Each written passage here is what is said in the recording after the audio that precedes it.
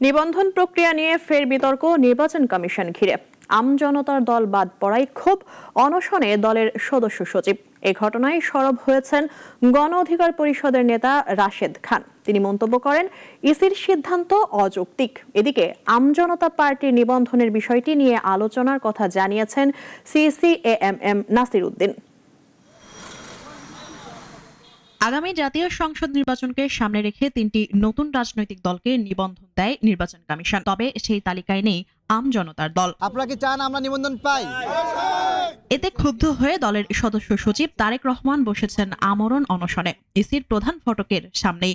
আমাদের দলের অধিকারের জন্য, আমাদের নেতৃবৃন্দের অধিকারের জন্য আমি এখানে অনশনে বসেছি।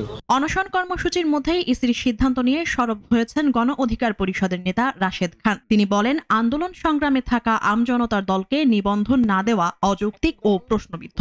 দাবি সিদ্ধান্ত পুনর্বিবেচনার। নির্বাচন কমিশনের মূল ফটকে আন্দোলন করছে, এরকম আরও অনেক দল নিবন্ধন পায়নি।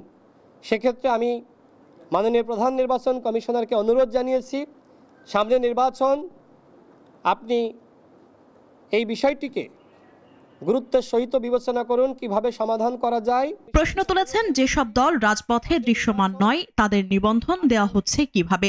উদাহরণ হিসেবে বাংলাদেশ আম জনগণ পার্টির নাম উল্লেখ করে তিনি বলেন, তারা তুলনামূলকভাবে অচেনা ও নিষ্ক্রিয় ছিল। মাননীয় প্রধান নির্বাচন কমিশনার আমাকে জানিয়েছেন যে আপনি যেহেতু এসেছেন, বিষয়টি অবহিত করেছেন, আমি নির্বাচন কমিশনে পরবর্তী বৈঠকে বিষয়টি তুলব এবং এই বিষয়টি আলোচনা করা হবে, এটি তিনি জানিয়েছেন। এদিকে ইসি সূত্র বলছে, নিবন্ধনের জন্য প্রাথমিকভাবে নির্বাচিত ৩ দল হলো জাতীয় নাগরিক পার্টি, বাংলাদেশ সমাজতান্ত্রিক দল ও বাংলাদেশ আম জনগণ পার্টি। দাবি আপত্তি যাচাই শেষে তাদের চূড়ান্ত নিবন্ধন দেওয়ারও প্রক্রিয়া চলছে। সচেতন মহলের দাবি, রাজনৈতিক নিবন্ধন শুধু কাগজে মানদণ্ডে নয়, মাঠে উপস্থিতি ও জনগণের আস্থা বিবেচনায় হওয়া উচিত।